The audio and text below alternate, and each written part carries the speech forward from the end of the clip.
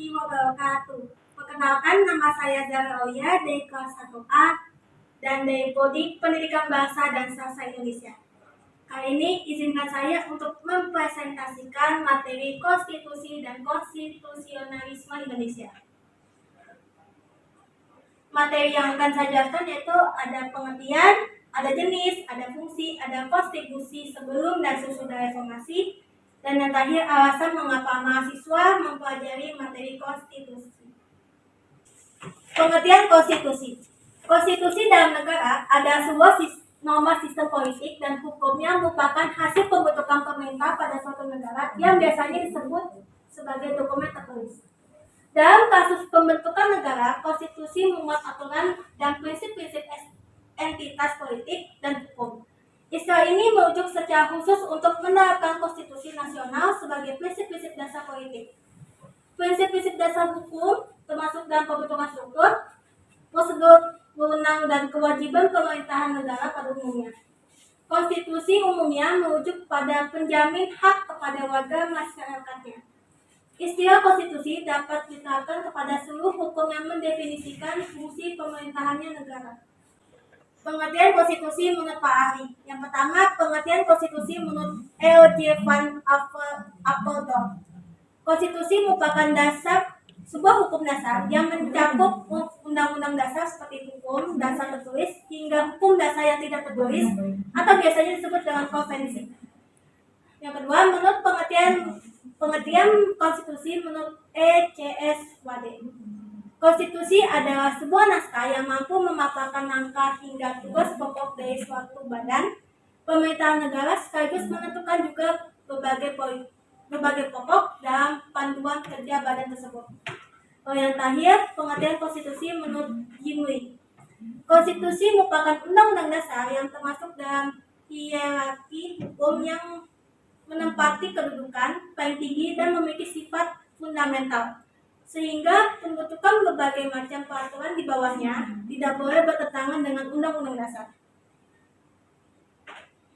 Lalu selanjutnya ada fungsi konstitusi. Terdapat prinsip utama sebuah konstitusi setidaknya memiliki 4 fungsi. Yang pertama, fungsi limitatif, yaitu konstitusi sebagai pembatas kekuasaan. Yang kedua, fungsi integratif, yaitu konstitusi membutuhkan proses integrasi nasional. Yang ketiga ada fungsi protektif. Konstitusi harus mengatur hak-hak dasar perlindungan rakyat. Dan yang terakhir ada fungsi transformatif. Konstitusi harus mampu melakukan rekayasa sosial sesuai dengan perkembangan zaman. Lalu ada jenis konstitusi.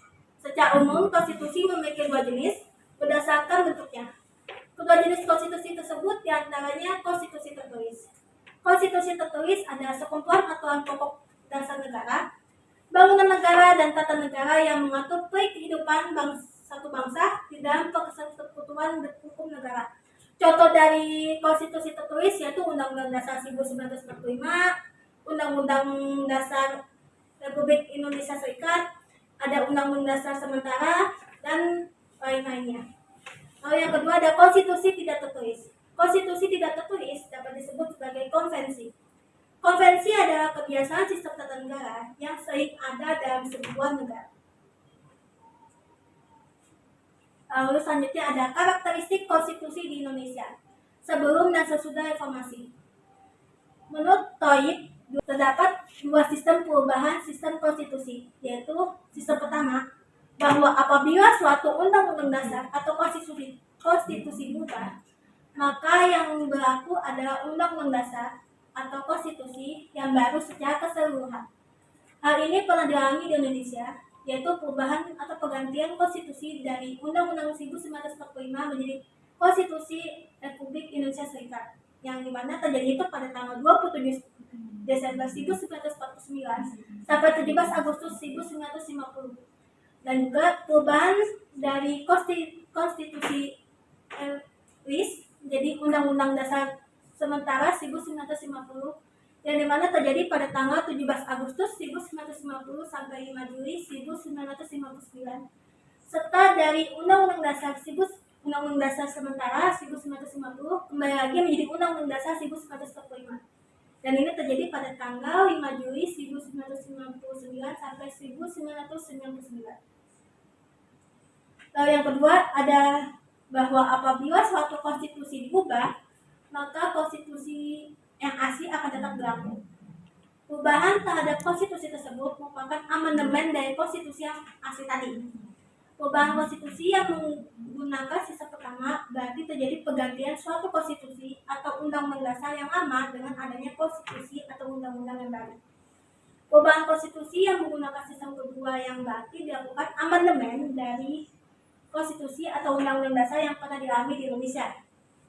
Contohnya yaitu terjadi amandemen terhadap Undang-Undang Dasar 1945, yaitu amandemen 1945 yang pertama pada tahun 1999, yang kedua tahun 2000, yang ketiga tahun 2001, dan yang keempat pada tahun 2002.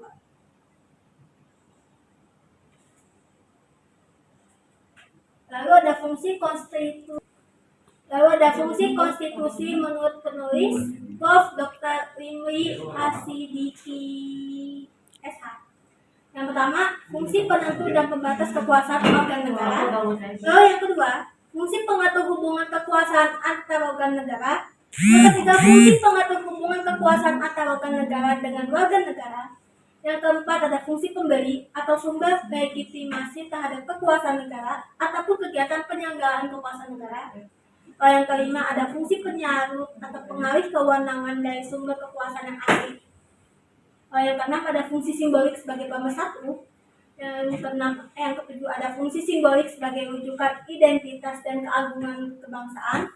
Yang kedelapan, ada fungsi simbol sebagai pusat upacara. Yang kesembilan, ada fungsi sebagai sarana pengendalian masyarakat, baik dalam arti sempit hanya di bidang politik maupun dalam arti luas yang mencakup bidang sosial dan juga ekonomi. Lalu yang terakhir, fungsi sebagai sarana perekayasaan dan pembaruan masyarakat, baik dalam arti sempit maupun arti luas. Nah, mengapa sih mahasiswa yang seperti kita itu harus mempelajari konstitusi?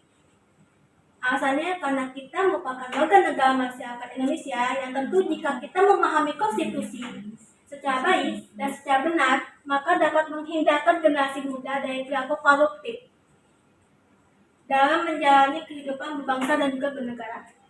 Sebab jika pemahaman kurang terhadap konstitusi menjadi penyebab maraknya praktik korupsi dewasa di Indonesia saat ini. Sekian itu saja yang bisa saya sampaikan. Kurang lebihnya mohon maaf. Wassalamualaikum warahmatullahi wabarakatuh.